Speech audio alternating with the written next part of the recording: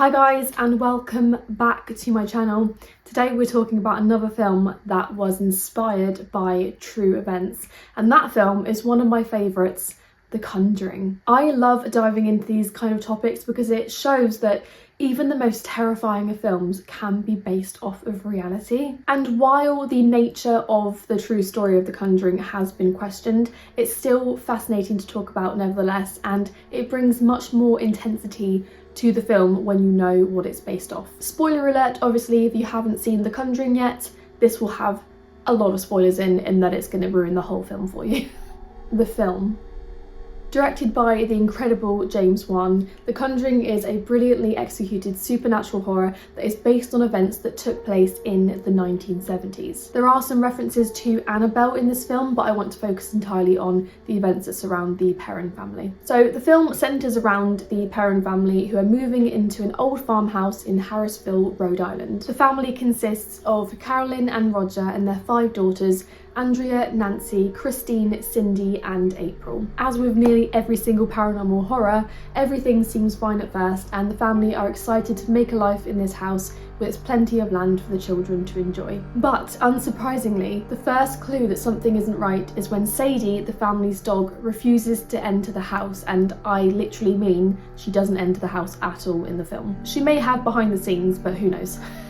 The family then discover a boarded up cellar, which makes you wonder why the cellar was boarded up at all. Not only this, the clocks also stop at 3:07 AM every single night. Carolyn also starts waking up with new bruises on her body every morning. Over time, the paranormal events start to get more and more intense, which leads Carolyn to contact the Warrens. Ed and Lorraine Warren were of course a real couple and were extremely famous paranormal investigators at the time. The Warrens end up visiting the farmhouse to investigate the claims made by Carolyn, and almost instantly Lorraine can sense there is a dark force inside the house. She tells Carolyn that this dark entity has latched itself to this family and moving house won't even help because the connection is so strong. From here, the Warrens bring in a team to set up cameras and bells around the house to try and capture evidence of the paranormal entities so they can show their priest should an exorcism be necessary. During this time, the Warrens are researching the history of the house and find out that it was originally owned by an accused witch named Bathsheba Sherman,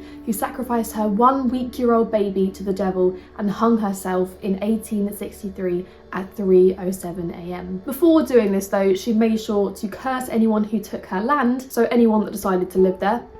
Bit unfair, but okay. And as a result, numerous murders and suicides were reported throughout the years in the houses that were built on the same land. The finale of the film sees Carolyn being completely possessed by Bathsheba and trying to kill April, her youngest daughter. Ed and Lorraine work together to exorcise the spirit out of Carolyn, and the film ends with a happy ending with no one being hurt except a bite out of a police officer's cheek. Though the Conjuring film seems over-dramatised, the Warrens maintain that all of the events depicted in the film actually happened. Ed Warren died in 2006, but Lorraine was a consultant on the film and she claims that she didn't let the directors make the film any more dramatic than it needed to be. The true story.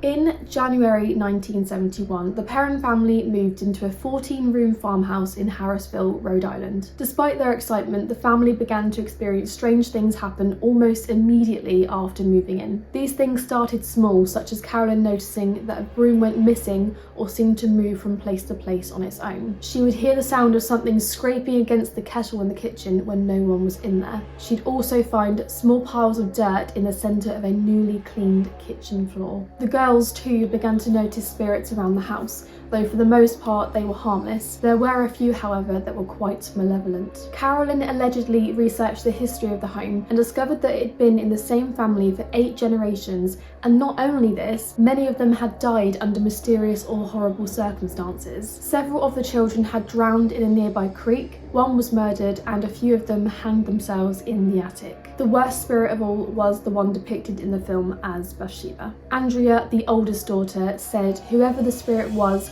she perceived herself to be mistress of the house and she resented the competition my mother posed for that position. Andrea is the most vocal daughter about the things she experienced while living in the house and wrote the 2011 book House of Darkness, House of Light, which was also used as inspiration for the film. Now, this fact surprised me, there was actually a real person named Bathsheba Sherman who lived on the Perron's property in the mid-1800s. She was rumoured to have been a Satanist, and there was evidence that she'd been involved in the death of a neighbour's child, though no trial ever took place. She was buried in a nearby Baptist cemetery in downtown Harrisville. The Perrons believe it was Bathsheba's spirit that was tormenting them. According to Andrea, the family experienced other spirits as well that smelled like rotting flesh and would cause beds to rise off of the floor. She claims her father would enter the basement and feel a cold, stinking presence behind him. They often stayed away from the dirt-floored cellar, but the heating equipment would often fail mysteriously, causing Roger to venture down there. Over the 10 years that the family lived in the house, the Warrens made multiple trips to investigate. Lorraine has said, "I knew the house was haunted. All I had to do was walk in it." At one point, Lorraine conducted a seance to attempt to contact the spirits that were possessing the family. During the seance, Carolyn became possessed, speaking in tongues and rising from the ground in her chair. Andrea, who witnessed the seance, claims that, "I thought I was going to pass out. My mother began to speak a language not of this world in a voice not her own. Her chair levitated and she was thrown across the room." After the seance, Roger asked the Warrens to leave as he was worried about his wife's mental stability. According to Andrea, the family continued to live in the house due to financial instability until they were able to move out in 1980. Andrea claims that, "My mother told my father she would not survive another winter in the house. She had been under attack in that house for 10 years. The similarities and differences.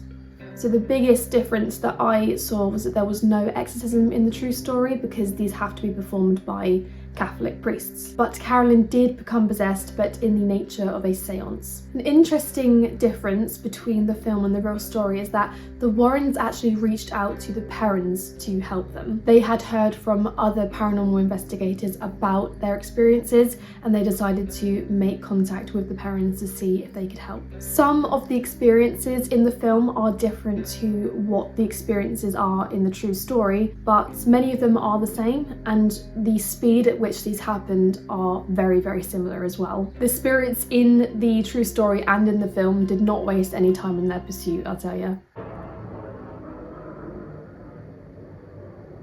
That literally blocked out the sun. Another similarity, of course, is that Lorraine knew the house was haunted straight away, both in the true story and in the film. This is terrifying because it shows how evil and strong-willed these spirits were, or are. And of course, the biggest similarity that really surprised me was the fact that there was someone called Bathsheba Sherman who lived in that very house. As a historian, I found this a really satisfying fact, and it's going to make watching the film a lot more scary. Conclusion. In recent years, many historians have further investigated the history of Bathsheba Sherman and have discovered that she likely wasn't a murderer or a witch at all, and had been wrongfully accused. It could be that it was another evil spirit in the house. The Conjuring house itself is currently owned by Jacqueline Nunez, but she doesn't actually live in the house. Instead, the farmhouse has a team of caretakers who offer day tours, and ghost hunters can rent out the house to conduct their own investigations, overnight being an option. I hope you enjoyed this comparison of the remarkable Conjuring film and the true story that inspired it. If you love The Conjuring and are fascinated by the investigations of the Warrens, don't worry, I'm going to be posting more content relating to The Conjuring, including the second film and the events that it was inspired by. But as ever, thanks so much for watching this video, and I'll see you in my next one.